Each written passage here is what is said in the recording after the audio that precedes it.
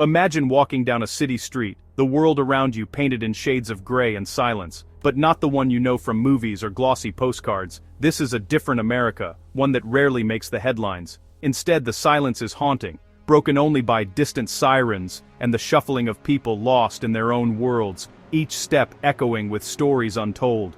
Bodies slump against cold concrete, eyes vacant and searching, movements slow and unnatural, a disturbing tableau of suffering and survival. This is Zombieland, a nickname for the pockets of American cities overtaken by addiction, where hope seems to have vanished. Here, people are trapped in a nightmare, their lives unraveling in public view as the world rushes by, often looking the other way. The scale is staggering, entire blocks transformed into open-air displays of desperation, tents and makeshift shelters stretching as far as the eye can see. From Philadelphia's Kensington to San Francisco's Tenderloin, this crisis repeats across the nation, echoing in city after city. It's a national emergency, no longer hidden in the shadows, but unfolding in plain sight for all to witness. These are not monsters, but sons, daughters, parents. People failed by systems meant to protect them, each with a story, a family, a past. Zombieland challenges our ideas of community and compassion, forcing us to confront uncomfortable truths about our society. This is the front line of a new epidemic, driven by drugs, poverty, and hopelessness, a crisis that demands more than just sympathy. The question is, what will we do about it? Will we look away, or will we choose to see, to act, and to care? Zombieland isn't meant to dehumanize, it's a cry of shock from those witnessing the crisis. The term comes from the zombie-like state caused by new synthetic drugs, people frozen in place, bent over, vacant. This isn't a choice, but a reaction to powerful chemicals hijacking their bodies. The crisis has moved beyond heroin. Today's drugs are more potent and unpredictable. Zombieland also describes the environment, abandoned, neglected, and forgotten. Businesses close, rubbish piles up, and those who can leave, do. What's left is a landscape of despair, a post-apocalyptic zone in the heart of America. But behind the label are real people, struggling with trauma, mental illness, and addiction. The term risks obscuring their humanity, but it's a stark reminder of the crisis. Our focus must remain on helping those trapped in this nightmare. At the heart of Zombieland are two deadly drugs, fentanyl and xylazine. These substances have transformed the landscape of addiction, turning city streets into battlegrounds where survival is never guaranteed. Fentanyl, a synthetic opioid, is up to 100 times stronger than morphine.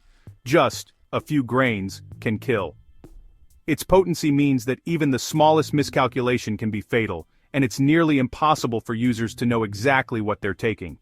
Dealers mix it into heroin, cocaine, and counterfeit pills, often without users' knowledge, fueling a surge in overdose deaths. The unpredictability of street drugs has made every dose a deadly gamble. Xylazine, a veterinary tranquilizer known as tranq, makes things worse. Originally intended for large animals, it was never meant for human use, yet it's now a common additive in street drugs. Mixed with fentanyl, it causes deep sedation and horrific wounds, sores that rot flesh, and can lead to amputation. These injuries are often untreatable and leave lasting scars, both physically and emotionally. Naloxone, the overdose antidote, doesn't work on xylazine, making overdoses harder to reverse. First responders are left scrambling, often unable to save lives despite their best efforts. This combination creates a perfect storm, a longer, more addictive high, and a death sentence in slow motion. Users are trapped in a cycle of craving and destruction, unable to break free. For traffickers, it's profitable. For users, it's devastating. The lure of easy money drives the supply, while the human cost grows with every transaction. The crisis is no longer just about getting high. It's about surviving a poison that destroys bodies and communities. Families are torn apart, neighborhoods hollowed out, and hope is in short supply. The modern drug crisis is defined by this chemical nightmare. New, more dangerous substances appear constantly, outpacing efforts to control them. It's a battle for survival, not just escape. Every day is a fight against addiction, withdrawal, and the ever-present threat of death. And the stakes have never been higher. The fight against fentanyl and xylazine is a fight for the future of entire communities. Addiction and homelessness feed each other in a vicious cycle. Trauma, job loss, or mental illness can lead to substance use, which spirals into lost jobs, broken relationships, and homelessness. Life on the streets makes addiction worse. Survival becomes the only focus. Without stability, sobriety feels impossible. Drugs numb pain and fear. The system fails those most in need. Treatment often requires an address, ID, or phone, things the homeless rarely have. Encampments form, offering a sense of community but also concentrating drug use and despair. Breaking the cycle means tackling both addiction and housing together. Zombieland is the physical result of this broken system. Real change requires a comprehensive approach, addressing both problems at once.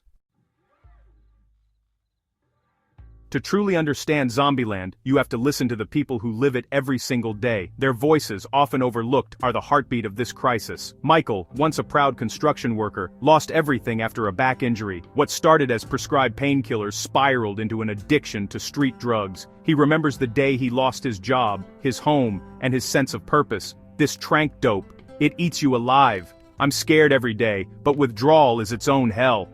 Michael's story is echoed by so many others, each trapped in a cycle of fear and desperation, searching for a way out.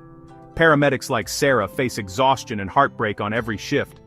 We use Narcan multiple times a shift, but with xylazine, it's different. The wounds are like nothing I've seen. She describes the emotional toll of reviving the same people, night after night, never knowing if this time will be the last. Business owners like Maria sweep needles and waste from the Stiersign, wake needles and bios from their doorsteps every morning. They're losing customers and with them hope.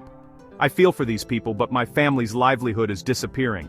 Maria worries about her children's safety and the future of her neighborhood. Families are being forced out. Jessica moved after her son found a needle in the park. We had to protect our kids. It broke our hearts to leave.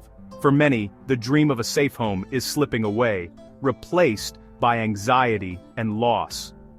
These stories reveal the crisis's human toll: fear, exhaustion, heartbreak, and resilience. Each face in the crowd carries a story of survival and a hope for something better. Outreach workers, paramedics, business owners, and families are all caught in the storm, each struggling to find their footing as the ground shifts beneath them. The crisis touches everyone, not just those on the street.